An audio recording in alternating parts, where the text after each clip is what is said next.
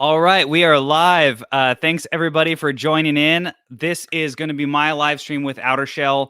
We are going to be talking about everything bikes, bags, custom bags, their company as a whole, and then opening this up at the end of it to questions and answers for everyone to ask. I have some of their products here physically because I am going to be doing a review. I have their half frame bag as well as their camera strap.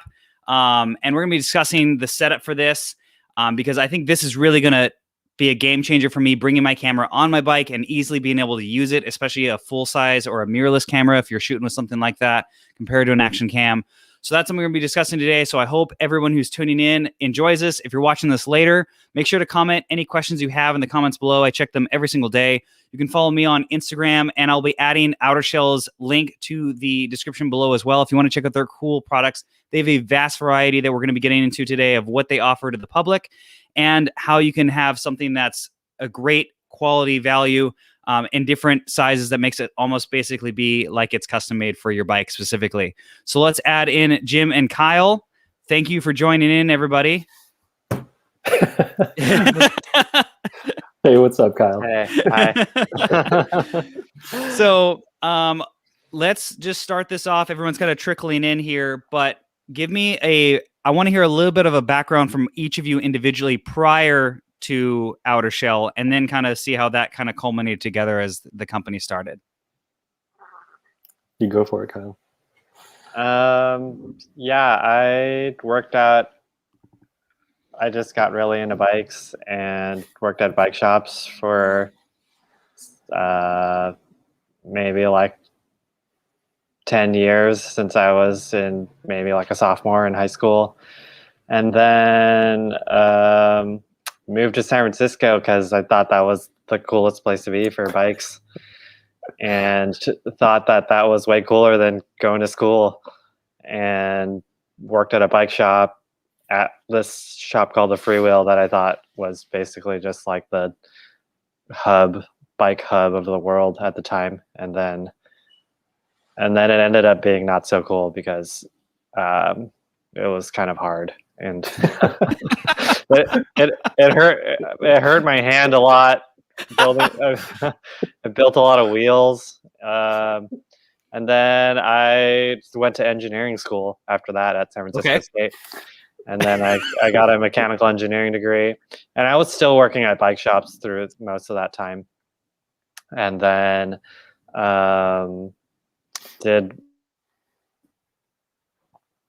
we got our first lag here. Job. I did some engineering job just like for like less than a year, and then I was actually starting to make bags already when I was going to school, and then there's just things that weren't available at the time, and other people got into it. I wasn't trying to start a business, and then it just kind of grew organically. Other people wanted it, thought it was cool, and then eventually I got to a point. What year was that, by the way? Just so it just reference. When you started sewing, let's say, or making bags. I think that was maybe like 2014 or 20. Yeah, that sounds about right. Sure. Yeah. Yeah, and then it just kept growing, and I was sewing everything myself, and that started to suck too, actually. But yeah, that's I think when that got to that point where I was just working an insane amount just sewing, that's when I was like, this is going to be a business.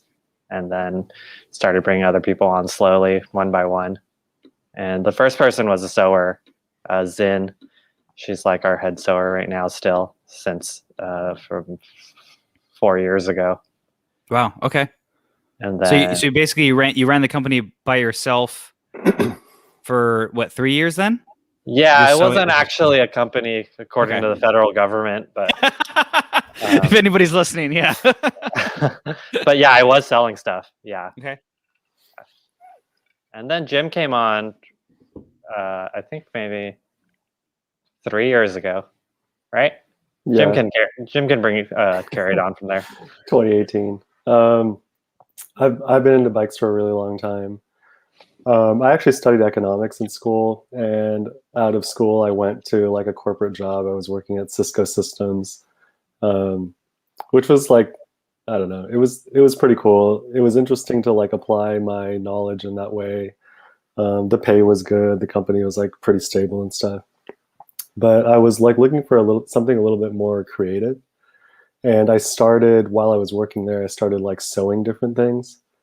I also kind of had just this like entrepreneurial kind of like voice in the back of my head, like always thinking about opportunities and stuff because I studied econ and I'm always looking at like problems and turning them into opportunities in a way. And those kind of came together in dabbling with bike bags and stuff.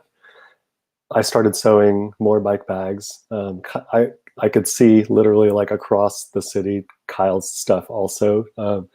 We had a very similar style for a while. And I wasn't like, I don't think I was as driven doing that because I had a day job and I was also not really trying to make it into a business. And then our company had like a big reorganization and my team actually got axed. So that was kind of like a push to move in a different direction. And I was selling a lot more stuff and I started selling more stuff and I started to think of it as an actual business. But I don't think it ever really came together in the way that I was hoping. And like maybe a few months before Kyle contacted me about this, I was like considering if I should keep going or not because I wasn't sure if it was going to be totally viable. And then I was like, oh, man, I don't really want to go back to a corporate job. I like could do it. Like I definitely remember how to do everything and I have contacts there, but I really didn't want to. And then it like looking back, it almost seemed like I was out of the blue, but Kyle and I had been talking actually maybe like a year before this. I had proposed that we work together and he basically said like, no, I don't know how that's going to work out. Let's just not do that. And then like a year later, he's like, hey, I'm getting really busy and I can't do everything on my own. So like, let's try to figure out a way to work together. And we did. We like thought about what each of us brought to the business in terms of like our product designs and our brand equity. And we found a way that like allowed us to basically over 2 years, like merge our efforts and like put them into what OuterShell is today. Wow, that's crazy. Okay. We had set these goals of like where our sales want to be and like what our different contributions are going to be, and it was really cool to like kind of hit all those hurdles. And it's been really great. Like Kyle and I have different strengths. We like gravitate towards different parts of the business. We have different experiences, and together I think we can like, for one, we just like work really well together. Like communication styles, the way we like can pick up where somebody else leaves off really easily with minimal like instruction. I think that all feels really natural. So I really like that. And it kept me from having to go back to like a corporate job that I didn't really want to do. And it's been great. It's been like pretty successful. Like, and we've hit the goals that we wanted to. And we've hired a few more people along the way. We were like ramping up our production capacity this year because we really need to. And that basically brings us to where we are today. That's awesome. So, okay, so now that begs the question. I had no idea that's how it works. So, yeah, what was the name for each of you individually, or was it even that? Was there even a brand, or who was what? And I was operating under a brand called Fog City Gear. Okay, sounds super corny now, but I liked it at the time. Okay. Yeah, and part of the reason actually was because I had an idea for like a hack for a vaporizer, like a little PAX vaporizer. Yeah, sure. I started this company called Fog City Workshop, which is like way more relevant for vaporizer stuff. And I had all these branding assets already, and I was like, I'm just going to change it to like make it more generic and use it for the bags. So that's kind of where the name came from. But Kyle had built up way more brand equity and like a stronger following, so we just went with his brand name. Oh, okay, so Kyle, you were the OuterShell originator. Okay, got it. It wasn't like a culmination of names or anything like that. No, okay. No, yeah. So the merger happened in what year? It's end of 2018, end of 2017, but yeah, for first full year, 2018, 2019. Well, you got some love. I mean, I even got the email stock for the bag I was looking for before, but yeah, just ordered my half frame bag finally in stock. Mini saddlebag came today. Jenny Love both of you guys, apparently. Cool. Yeah. Best bags ever. So shameless plug. Thanks. So our friends are signing on. That's nice. Oh, that's awesome. Yeah. Cool. Well, Yeah. I was looking at my phone earlier because I was putting it on Instagram. I know. I realized I didn't send anything out to anyone. I just texted realized my it friends. as it was starting. That's why Yeah, I was staring down when it started.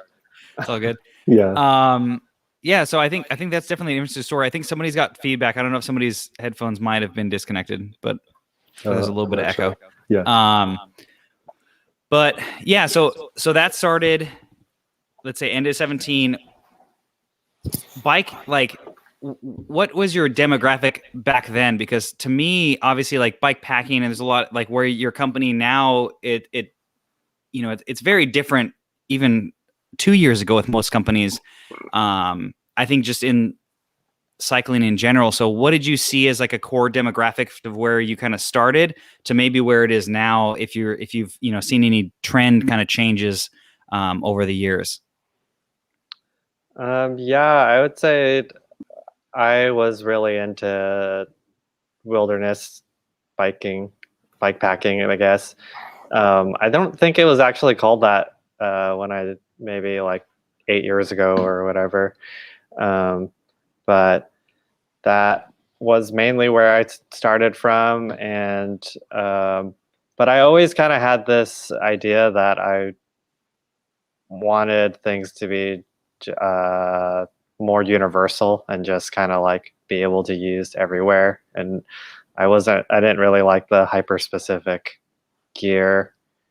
And I thought it could just be just as good without being so limited to the specific genre of biking or whatever. And I did like kind of like unifying different types of biking and anti like clicky type of sentiment.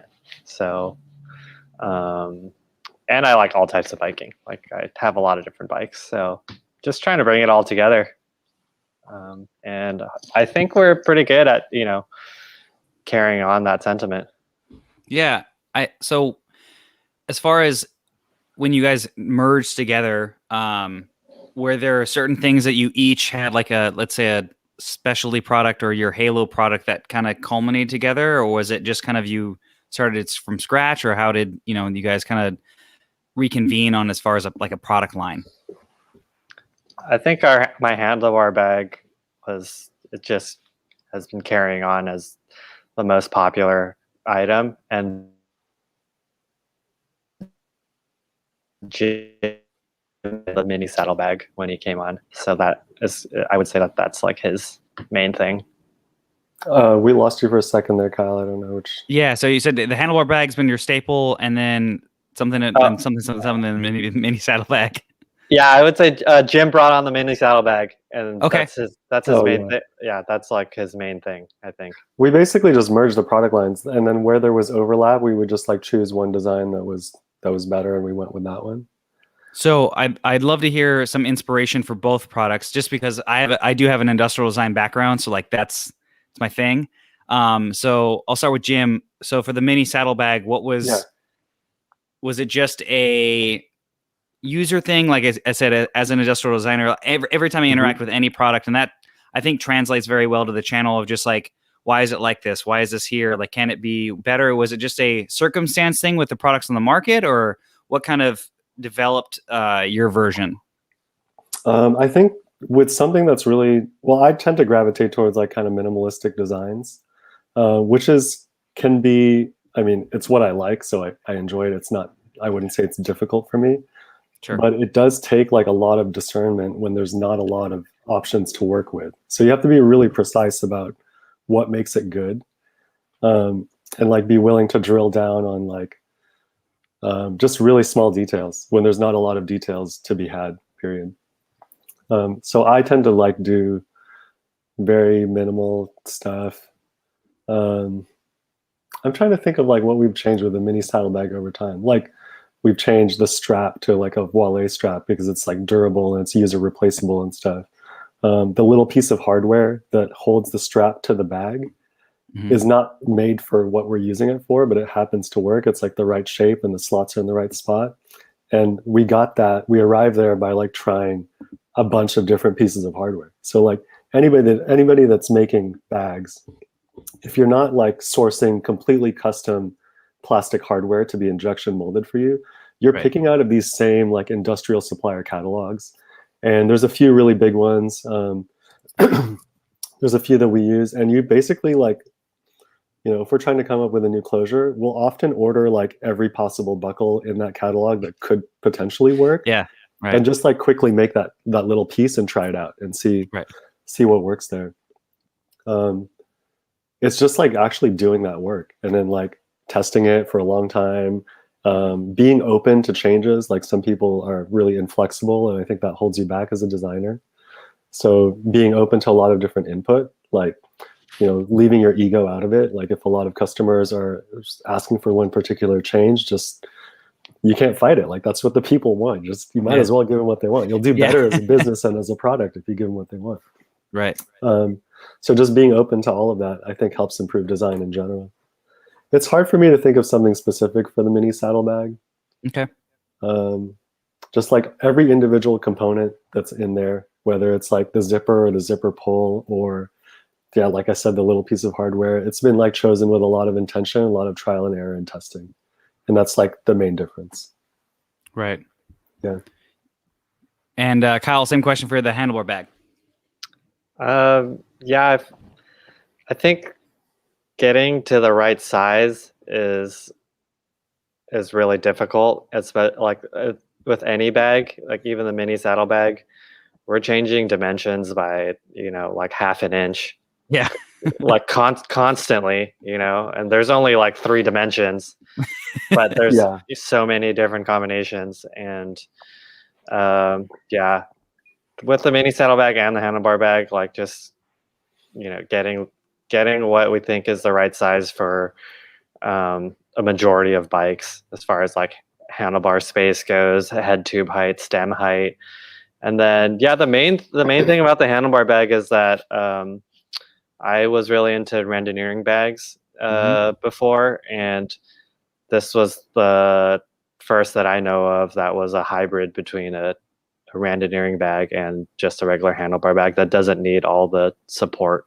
So that was kind of like the main driving force behind it. And then, like Jim was saying, the rest of it's just iterations of perfection, or like trying to reach perfection. And maybe like 6 major versions of in the world, and then a lot more minor iterations that are not in the world, that are just hidden somewhere in the shop. Sure. I bet this. The samples got to be. You got to have a plethora of samples. So my one like big question, which I think is very unique to you guys, is your sizing, especially for the frame bag. Having something to not go full custom and to have something that you do offer a small, medium, large. What was the development process for trying to spec this out? Because again, industrial design background. I'm just like, I looked at it. I even made a paper template before, like I ordered this with you guys, just like to see what would make sense frame wise. And it's just like, how do you even come up with that spec? Because it's just like, you have to, there's such a differential and percentile, and that's what really blew my mind of like, how do you even commit to what the small, the medium, and the large would be? I'm the one that made the size, and I would. I looked at pretty much every other major company that was making frame bags, and I looked at what sizes they were making first. So I know some people may want to be like, oh yeah, I'm a genius or whatever, but no. Everybody borrows from each other. It's hard not to. I mean, I definitely don't want to copy anybody, but yeah, so I just use other bags as a baseline, and then just I actually saw that a lot of them weren't fitting well for a lot of people in certain areas. So yeah, kind of trial and error and stuff. The small one, I would say our bag is the most unique from any other manufacturer. I haven't seen anything in that shape. Yeah. Other than that, the other two, I guess one thing that's different is that it's very small incremental changes. It's 1.5 inches is the increment that we used. Yeah. So we did roll out a lot of fringe sizes.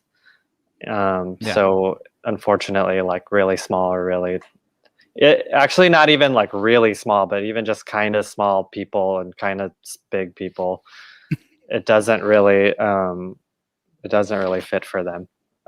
But it's kind of the best we can do because we wanted to continue offering the 11 colors that we do, and then 3 sizes. That's already 33 variants, and it's a lot to manufacture. I mean, I wish we could do more, like extra large maybe. I think extra large would be a good one, but it's been pretty hard for us to do. Sure. And we make really long replaceable straps, which they're super long. which I was hoping that kind of remedies the not super perfect sizing for everyone. Yeah, even with and obviously some of this will be in the review, but like for everybody who's watching it live, you get to see a preview. Even for like the rear strap, I didn't even loaded, I didn't even need it. And it had a good, I don't know, 2-inch or so gap, because the bike that I'm trying to build has a slightly smaller front triangle than the bike that I'm on right now. The Cobalt Warhawk that's been in the pictures I tagged you guys in today. And like even that with having the gap, I thought, and I did a climbing route, and I was out of the saddle a lot, and I never felt it. I didn't feel like it moved. Just with the one, down tube strap and the 3 top straps, totally fine. So I could only see I don't even know what you'd fit in this that would be that heavy that it would like sway on its own. But no, that was definitely the unique feature for me of just like, you do have to learn how to like pack it, where I put my vest or, whatever I took off like near the back because it compresses well. But that was like the really cool thing for me where like this, like, obviously I do run through a decent gamut of bikes. And so like this was the most modular, and that's what I like all my products to be like. And that was where it was really cool. Cause even the sizing I've looked at and compared to other brands, like you kind of mentioned, this just fit. Especially for bikes that are built for around 2x or 1x. That's what I really noticed. Like the bottles are just physically higher. So like I ride a 56 centimeter frame, but because the bike's built around 2x, the seat tube bottle is a lot higher, and the down tube bottle obviously in conjunction is kind of higher as well. So that's where I could see, people who are running frames that are like that. It's just like a bottle design choice, Yeah. I think also the bag is more rigid than any other half frame bag that I've seen. Okay. It's because we use really stiff foam inside of it, which is fairly hard to manufacture, which I think that's why a lot of other manufacturers don't do it. But and is that down to the material? Like, does the Cordura hold its form better than the X-Pack, or is that it's the foam? It's also the vinyl lining is super stiff. Okay. Yeah, that's not really commonly used in bike bags. That's borrowed more from like a messenger bag world. Okay. Yeah, like Cordura lined or vinyl lined Cordura is like a very traditional messenger bag material composition. And then the foam is super stiff. Yeah. No, that was the first thing I noticed. Like I mounted it up, and like you said, you have a super long strap for the seat tube, and I'm just like, I took it off and I like shook the bike around. I'm like, I'll be fine. And I went out on like a 45 or 60 mile ride that day. I'm like, it didn't move at all. Like I didn't feel it, didn't touch my thighs or nothing. And like, I was like, this is great. I was like, and like, I mean, for half of us that are out there, aesthetically, it looks better that way. Like it looks really clean, So Yeah, for I was sure. like, yeah, the look is fine. Even if it rubbed out, I'm like, it's all good. It's worth it. So, I don't use it either. I sometimes put a frame bag on a mountain bike. I mean, I'd rather use the minimum number of straps that keeps it stable, Yeah. And like I said, it was surprised. That was the first thing I was just like, okay, this thing was loaded.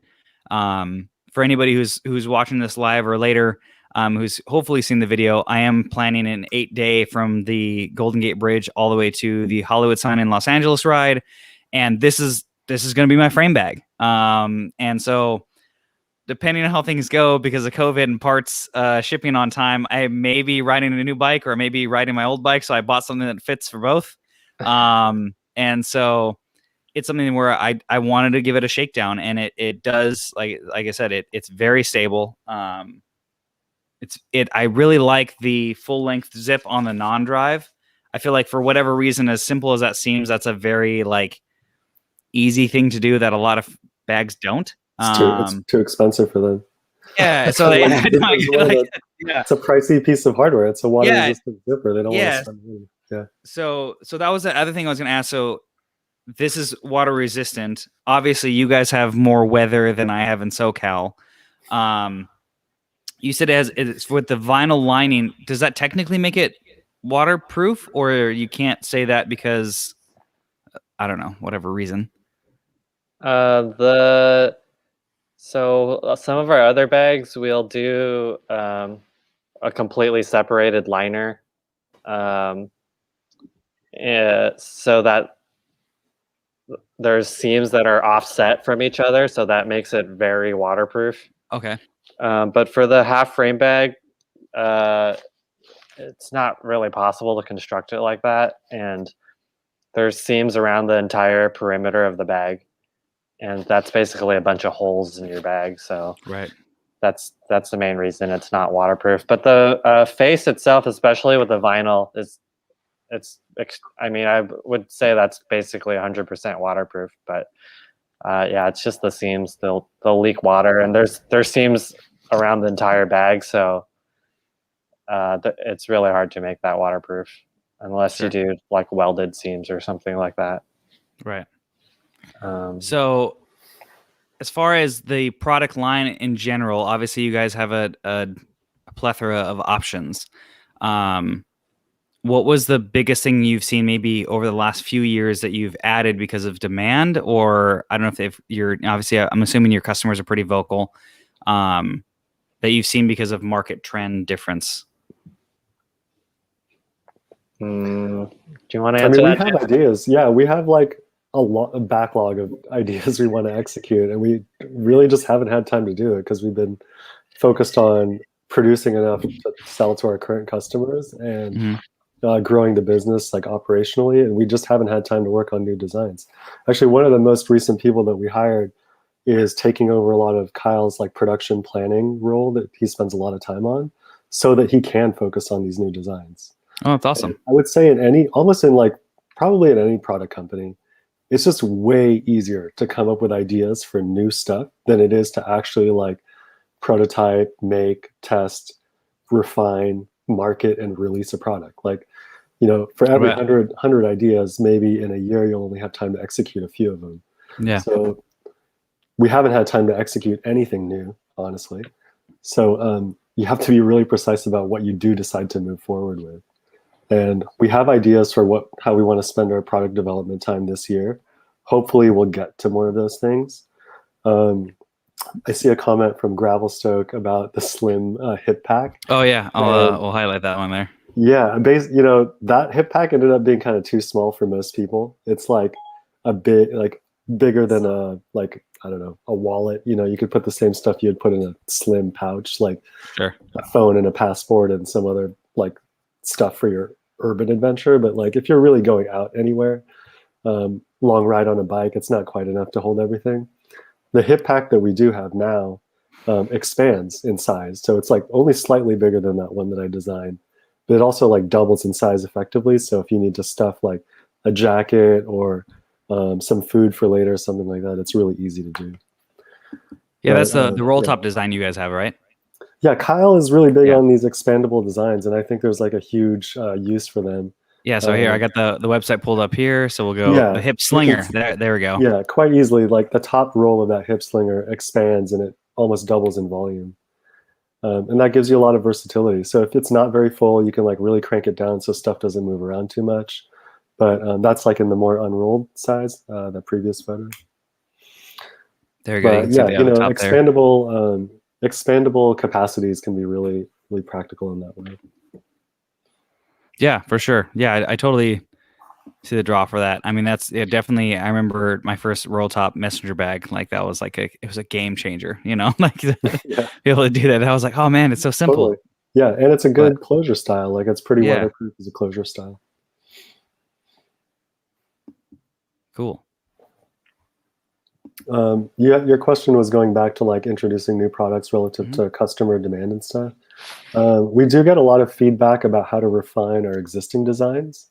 And that is something that we, as a relatively small operation, can do really quickly. So Kyle was mentioning that we adjust our designs. And because we keep everything within like the workshop that Kyle's currently in right now, if we need to adjust the pattern slightly, like we can do it for the very next run. And a lot of larger operations that are using like Right. die cut or like ordering their pieces in like bigger batches, they can't make those changes as quickly.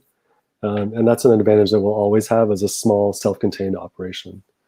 But a completely new product takes a lot of time and effort, and we just haven't had that much time in 2020. Yeah. So you guys are literally hand cutting still everything. the- Well, in like a not like one layer of fabric at a time, but like Right. Kyle used to cut like, for example, you lay out the fabric on the cutting table and it's like enough fabric for 6 handlebar bags kind of like tessellated on one pattern. Right. And then you multiply that by like 20 layers thick of fabric Okay. and you cut all of them at the same time.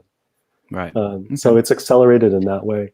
The next step up is to use like machines to do the cutting, but then you're like programming them in a very specific way. Or you can get like a metal like die that just like stamps it down and cuts all at the same time. But a lot more investment and you're more stuck with that design. You can't make changes as easily. Right. Yeah, no, I'd assume that, yeah. We do have one question from Chris. This is something I'd like to know as well. So I understand X-Pack has an embedded lining while Cordura has a water-resistant coating. What are the advantages does Cordura have other than price? I would say the price is the biggest difference. X-Pack is also has more limited colors, and also we use 1,000 denier Cordura, which is basically the weight. That's like a weight measurement of the fabric, and it's related to the abrasion.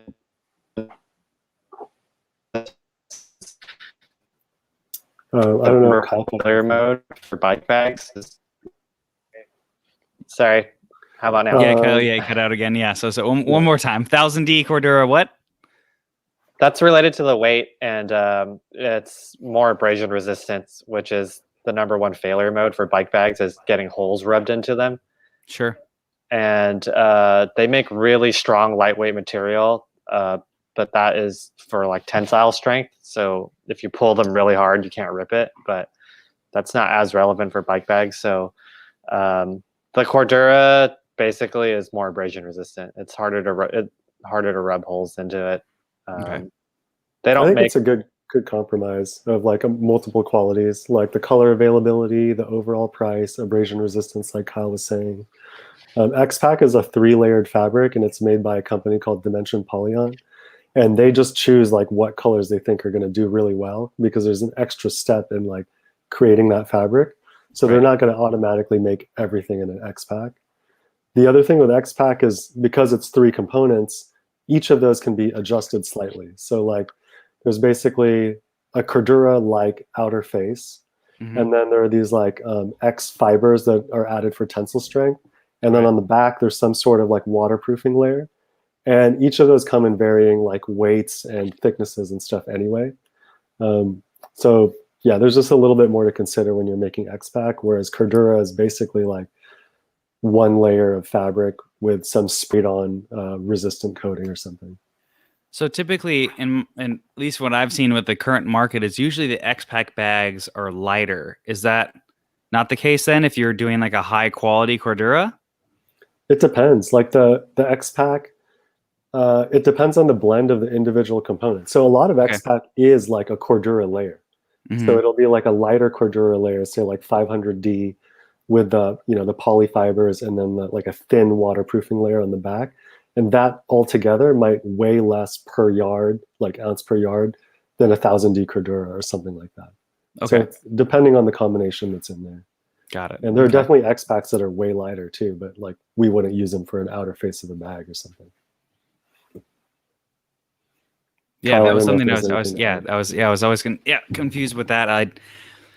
I couldn't understand how it, like, yeah, you could have the inner structure and it still be lighter, but that's, like I said, what a lot of brands or will advertise with the X Pack stuff would be a little bit lighter option between the two. So as far as obviously, so your current operation, just for anybody who's obviously watching at home, what do you guys, as far as capacity wise, like what how big is OuterShell now? And as far as what you've learned, obviously with last year with COVID, I assume that the production and volume went up just because people, I think, are getting out of their house and adventuring more, and obviously bicycle sales went up in general. So what was the kind of expansion like as well? Do you want that one, Kyle, or I can start it? Well, I guess since I'm in the shop, OuterShell is Yeah. this is how big it is. This is probably like just half of the room, and then yeah, I'm pretty much in the center of the room right now, and like we just restocked frame bags, and this is how many frame bags of one size. Like it just got restocked, so that's I got the email. I know. Yeah, I got that. So that's how many we made, and that's pretty much the most that we can really make of one product right now at once. So that gives you a general idea. Jim, do you want to take? We just did like a end of year study actually on like just our overall standing as a company and what we're producing and stuff. I read some market research data that basically the entire bike industry as a whole is about up 60% year over year in the summer and fall of 2020 versus 2019. We got a lot of interest because a lot of people are doing this category called like individualist sports. So anything that you can do by yourself, like kayaking and canoeing, is like more popular now than it was previously because you can be by yourself in the middle of the lake, 6 feet away from everyone. It's COVID friendly sports. Totally. Yeah, totally. And biking is one of those. Cycling also has the added benefit of being like a practical form of transportation. So if you live in a big city and you're normally taking Uber and Lyft everywhere and you don't want to share that space with someone, you get a bike. And that's just like a great way to do it. We've hired a couple more people, like I said, to like work on the production planning side, or one more person to do the production planning. We've upped our hours on the folks that do actual like production work. So we had someone that was, I mean, in the beginning of COVID, we were like pretty scared, like, is our business going to survive? Like everybody else, we went ultra conservative. We like reduced our hours, staggered our time. And then as we learned more about like how to operate safely and what the demand really was, we started to ramp back up. We still have a relatively staggered schedule, and like we've been having people take work home to like do stuff separately, not in the shop at the same time, which is a new challenge, but it's a one way that we're able to meet the production demands. And we're really just starting to ramp up our production in a significant way, like end of last year and beginning of this year. So say like November through now, we're starting to like double the runs of product that we're making. Like the handlebar bags, we're like trying to do 3 times as many at a time. And in theory, doing them faster because there's more people involved. But it takes time for people to ramp up, and like they're doing new jobs, so they need a little practice to be fully efficient. But yeah, overall, like people are getting outside, they're riding bikes, they're wanting more stuff from us too. And it's been good in that sense. Yeah, no, I think overall from the trends that I've seen, because I've worked at all levels, like kind of like Kyle, like worked through the bike shops. I managed a shop for a little while, been kind of all over the place. But I think that, yeah, it seems so simple, but like, even if I think back 3 or 4 years ago to what I thought was like necessary for like a bike or anything like that, like bike, bags in general, a handlebar bag, like that's such a nuance, I think, for a lot of the culture. That I think now is just so like generally accepted, because like all it does is adds convenience, and I think that's like the biggest thing. And like, even when you still go out now, at least for me, when I'll notice like the super hardcore, like let's say roadie or whatever that's with us, like in our like passing our group, or especially if we pass them, that's my favorite. Like passing some guy on a Pinarello F10 on my gravel bike with my like 40C tires and my frame bag full of stuff with snacks and like trail mix, like that's my favorite moment usually on my ride. But like that's the move. It's just like it's just convenience. It's just like, why not? Like that allows me to carry more stuff in my jersey pockets if I'm wearing a jersey, or like if I'm doing a t-shirt ride, like I can carry everything on and just enjoy whatever the day brings. That image that you paint, like it raises a really good point, because I'm seeing this shift in the industry as a whole. I think more away from competition and towards just like the experience, the enjoyment, the lifestyle parts of it. Like racing is not the most watched form of cycling anymore, or like not the most enjoyed type of cycling. There are a lot of people that are just getting out there and enjoying it, telling their friends about what they like about it. And that's like enough to get more people out. They're not like, you don't need to, get into like a time-based competition around it to make it enjoyable. I think that's a big industry shift. I'm hoping that's why we do like the, if you guys tune in or not, but like for the Alternative Cycling Network, with me, Russ from Pathless Pedaled, and Eric from Spindat, like do our Thursdays. Like we just talked about, like last week was the bicycle elitist chat of just like what group we think is the most elitist. But no, by far. You know what? No, see, none of us are triathletes, so like I can only speak to that based on the bike shop experience, because the triathlon bikes that works in a bike shop will say that. Well, no, you're not wrong. It's only because like also their bikes are the worst, like condition wise, like they're the grimiest pieces of crap that you'll ever have. It's because they've been peed on. Well, that too, a lot of proprietary parts. Yeah, exactly. So no, that's the thing, is just like I definitely agree. I think that like all these races are just like, it is for the experience. Like obviously with COVID this year, like, there's a lot of events that didn't happen. Like I did Grinduro last year and it was insane. And I did it this year, but I did like my DIY Duro. Like I just did it and like a couple of subscribers showed up and it was cool, but it was just for like the fun of it. Like we ended up we skipped one climb because but like we're just like, man, we're just going to like have fun. I've done more t-shirt rides in the last year and a half than I probably ever did in the 8 years before that I'd cycled. And like, that's just, it's a mood shift, and I think it's just take like Grinduro as an event. Like they've deliberately cut out the part that like most people don't like. They're like, we're not going to time you on the climbs. We're only going to time you on the descents. I think there was one climb thrown in there, but like to make it seem somewhat legit. And granted, people are inherently competitive. Like life is about competition. Unfortunately, some people don't like that, but competition is going to kind of edge its way into every sort of activity that we do. Right. But it doesn't have to be primarily around that. And the bags go with it. The bags kind of fold in here because they just add more fun. They add more convenience. I think it all works out that way. Yeah, I think that's going to be, I'm hoping, the big wave for this year. But I think that's where,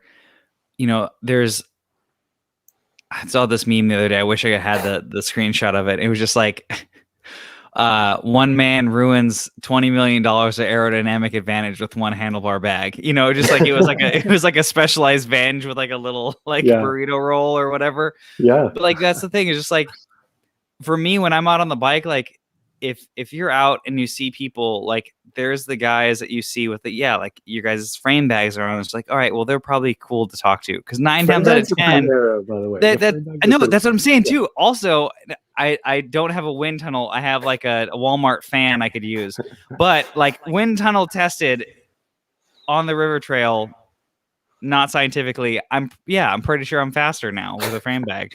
But like that's the thing, is just like it's funny how you'll see people with certain things on their bikes and you kind of, it's not, you judge them a little bit, but most people with like frame bags or like handlebar bags are typically cooler to talk to. Like if you're like out and like you have no idea who they are, typically they're like more pleasant to have a conversation with. I mean, or they're not. It's an indirect statement about your values for the ride. Like when you're choosing to bring along things that will enhance your experience. Like, so my dad will go out on long bike rides and he will not fill up his water bottle because he's like, it's too heavy. It's too heavy. I'm not even going to drink it all. I may have only brought like one bottle because I know there's a water fill up, but okay, I respect it. Either way. I know. And he's like, I'm going to train myself to like not have to drink so much. And the entire rest of our family is like, you know, he lives in Oakland. It gets like hot in those hills sometimes and he rides up there. And I'm like, dude, you're going to like forego your half bottle of water. It's not going to really save you any time. Yeah. But like you could collapse out of dehydration and that's worth it. It just doesn't make sense. Totally. Yeah. Yeah. So I think it's a statement about like what's important to you while you're riding, if you're willing to bring extra stuff along. So we have Jenny asking questions. We have, will we be bringing back the Galaxy print fabric as an option? Oh yeah. Kyle, do you want to talk about that? No, I mean, we have it. We have some prints dye sublimated. It's just like a giant printer for fabric, and we made one roll of it, which is 50 yards, and it took like maybe like at least a year to sell it down. So, yeah, we want.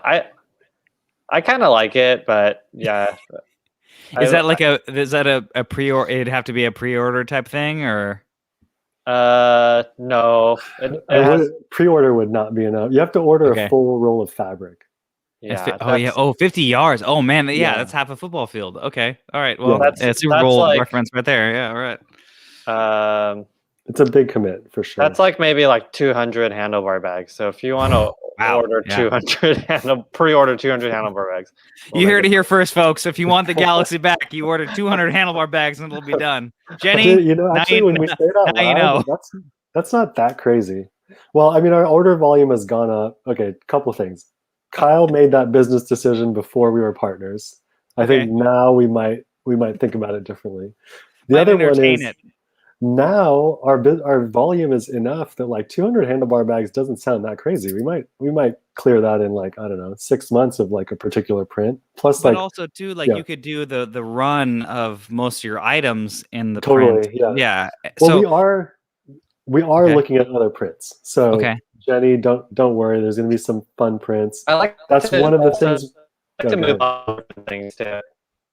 What's that? Oh, sorry. You broke up a little bit.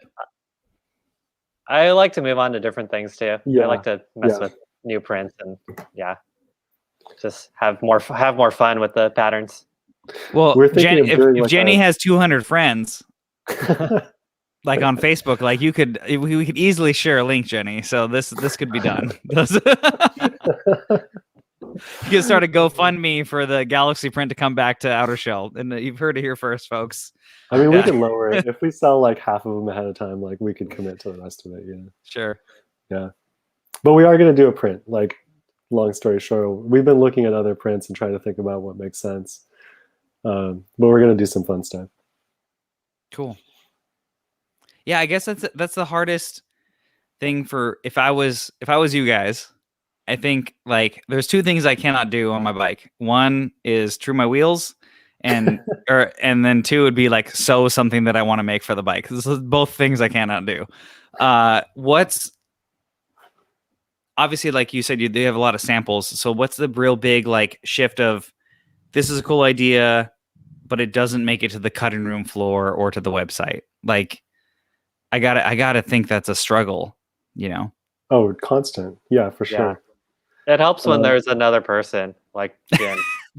Got it. Okay. And We then do have slightly different viewpoints, like our writing, the types of writing we do. I mean, a lot of it overlaps, but we have slightly different philosophies, and I think that helps too. But then also, once you get past like me and Jim, then it helps to have even more people. So Yeah. yeah, we'll do small runs and give it out to our friends and go from there. So yeah, definitely other people. That's how we decide. Okay. Cool. Yeah. All right. Also, truing your wheels is way easier than like sewing a bag. Well, I know. I see. That's like either one. Like I don't know why they're both elusive to me. Oh, Like dude, just yeah. rip the Band-Aid off. I learned to true my wheels like a year ago. My brother like bought me this like really nice park truing stand like 5 years ago, and it basically just sat on my bench forever. Yeah. And then like last year I watched a YouTube video and I was like, oh, it's that easy. It's like if it goes left, you like pull it to the right. And if it goes but to then the right, you what pull about it the to the right. hop though? What with the like the I don't know. I just feel like Yeah. it'd be one of those things where like an hour later it'd be way worse than what I thought, and it would cost me triple at the bike shop to get it fixed. Like that's my Practice with fear. a cheap wheel or something. And Maybe then, that's what I got to do. sure. No, but there's been times where I'm just like, oh man, like there's very few things on the bike I'd want to make. Yeah. But like sewing, I can hand sew. Like I can hem a pair of pants, like you wouldn't believe. But like sewing a bag with a sewing machine, not my jam. It can be complicated. Yeah. So one as far as one thing that like that helped me in terms of learning, and like anyone can really do this, is like start taking stuff apart. You know, like if you have a little zip wallet or something like that, like take it apart, lay it out flat, try to figure out how these all fold together. Like if you've ever folded like a paper airplane or something, like like how to do the creases and like get a decent shape. And you could totally learn by doing and reconstructing stuff, which is something you can't do in a lot of industries. So anything that's like sewn goods, you can definitely explore it that way. Cool. All right. Well, last thing is going to be, let me grab it. The camera strap. So this was a big offshoot for you guys, I think, as far as like so what kind of brought this to be? I think I was just, most of the products just came from me or Jim wanting to use it. And so I just, I was shooting a lot before. I kind of fell out of it for a little bit recently, but yeah, I was just carrying my camera on my back a lot, and it would bounce around, and also mountain biking and stuff. So those usually don't really go together, but right. The strap made it work out for me. Yeah, so no, I love the obviously the triangulated strap function with the fid lock, so you can easily remove it. It obviously comes in your variety of colors. That's Jenny O. Yeah, that's Jenny. That's Jenny in the picture right there. This is Jenny? Yeah. Okay, well, Jenny got a shameless plug. I don't know what her Instagram is, but you can comment that in the comments below. Go give Jenny a follow for being the shameless OuterShell plug today. So this was, I think, a really smart, like I said, for me, especially, obviously my, thing is a little different, shooting video, but I think this is great just to bring, something along. And even for the trip that we're doing, I think that, most people who aren't into photography see the, your camera phone, which nowadays is great. There's something a little bit different shooting with like a real camera, if it's the look or whatever. Yeah. And 90% of Instagram is not going to appreciate it. But like when I bring it in a Lightroom and I'm just like, the dynamic range is better or whatever it is, like that's where it lies for me. And I think this is great. And I plan to bring it. I hope that there's supposed to be like 2 days where it might rain on the trip. But besides that, I'm hoping to have the camera on me at all times. So, I mean, that again speaks to like the type of ride, that you want to have, like, right. The type of experience that you value. And like people that are out there that are not racing, they're willing to stop. They're wanting to capture their experience. And they want to do it with a high quality camera. Right. That's the best way to do it. And like, I've tried, I've done a lot of rides with, taking photos mostly on my phone. And even if you have like a Jersey Pocket, you can't like if you're like go into a rocky section and like a rough section of road, you can't just like let go of your phone and it's gonna hit the ground unless you have some sort of strap. And with a camera, like you can get these shots that you wouldn't be able to capture any other way if you have a stable camera strap, because it allows it like prompts you to bring the camera in the first place. It allows you to like access, like the extra stability allows you to access like different terrain. And if anything goes wrong, you just let it go and it's still attached to your body and you don't have to worry about it. Yeah, it's the, if we can do it, we're doing it live. No, it's the third, like you can hold it against yourself, like mounting, and for all of us old like Canon T2i filmmakers, like this was the move, like that's your Steadicam right there. That was your Steadicam. I mean, that's all you had back in the day. So like this is how you make the shot stable. So even for video, like that was the move. And so I totally see the appeal. And I've made videos on how to carry your bag on your bike, and I think that was the big elusive thing to me, because I even try to make like a homemade DIY version with like my strap that I had, like my Canon strap or whatever, and put some buckle underneath it and try to make it. Nothing worked. Obviously, that never came out and never was on the channel because it didn't work very well. I mean, it's possible. I've seen people hack some pretty cool stuff together. But it's just going to be better if it's like a completely intentional solution that's been tested. That's the advantage. Yeah. But cool. All right. So we'll open it up for the last few minutes to see if anybody has any last minute questions. Obviously, Jenny's been very active in the chat with the Galaxy print. Do we wear rain jackets? I don't ride. Unlike I was gonna say. So obviously, you guys have more weather there in San Fran. So like, so supposedly for the trip that I'm doing. From the first day, I think we're good, but I want to say from Davenport to the next, whatever the next city was, it's supposed to rain. So is the move to bring like a rain jacket and then like rain gear and then ship it home? Because I don't think we're going to need it we're not supposed to need it for the rest of the ride, or we do it just like. I have a pretty lightweight rain jacket that I'm actually wearing right now. And it gets really small, and it's good. It's just like a windbreaker. Yeah. As far as like, if I'm commuting to work, I'll bring even like rain pants and stuff. But if I'm if I have to pack it, I'll just wear like shorts, just minimal clothing that'll get wet, but then I'll tough it out on the bottom half and be cold. Oh yeah, just bring a change of clothes if you're staying at like Yeah. Touring, no, I know we're gonna have a change of clothes. I just figure for the ride, like I don't ride in rain. I'll do sandals. I'll do sandals in the rain a lot. That's a flex. Okay, got it. All right. It's really cold, but I prefer it over squishy shoes. But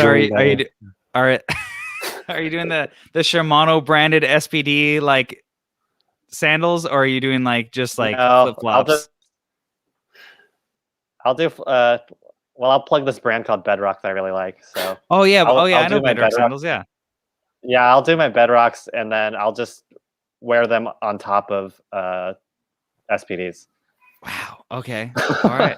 Yeah. That's your legs are gonna stay warm. It's okay if your legs are wet. Yeah. Like I saw some guy on the river till like 2 days ago, barefoot on like steel pedals, and I'm like, bro, like you what? Like, huh? No, like he was riding the other way, and like my mind exploded. Like I just like his toes are like curdled around like the steel. Like I swear to God, his toes had to be around like the little fingers that are on the edge of it, like to grip it. I was like, bro, like that's gotta hurt like crazy. Oh yeah, there's some weirdos in San Francisco. You should footwear fashion. Okay, well maybe for the maybe for day one of the vlog, it'll be footwear San Fran edition. Yeah.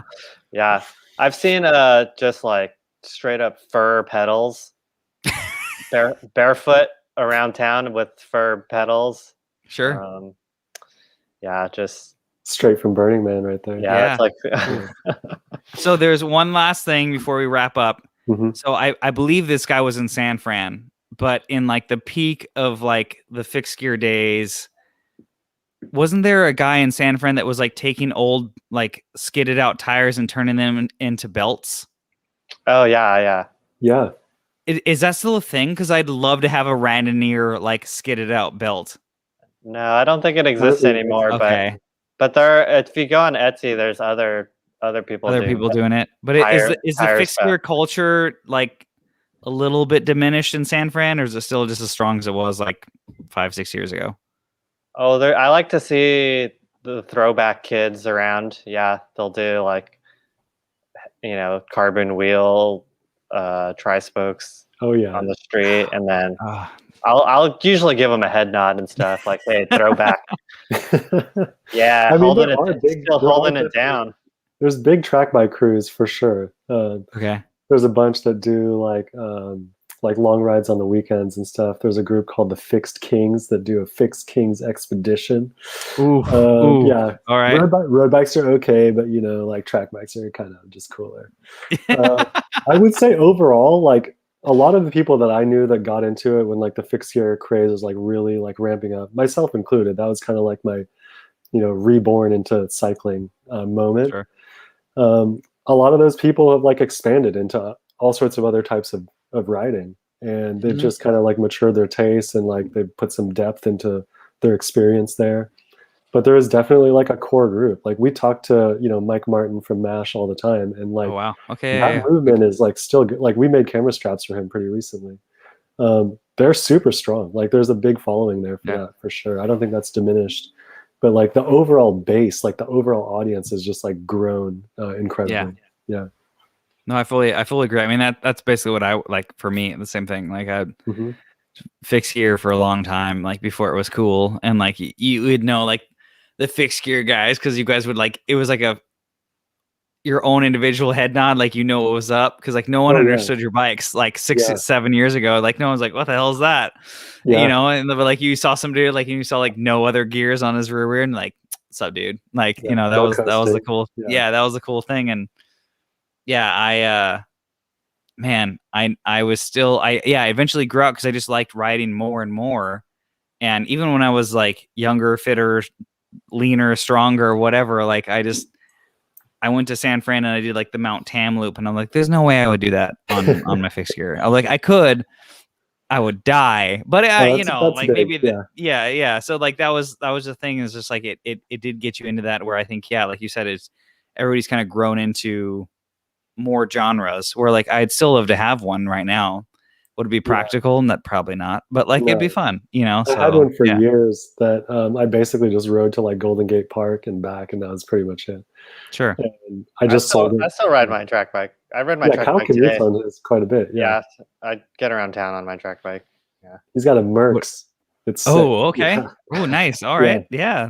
Again, very subtle flex. All right. So all right. So with that, we're gonna end on the subtle flex of Kyle's Mercs fixed gear. But everybody, thank you for joining in. Again, comment below if you have any questions. I check them all the time.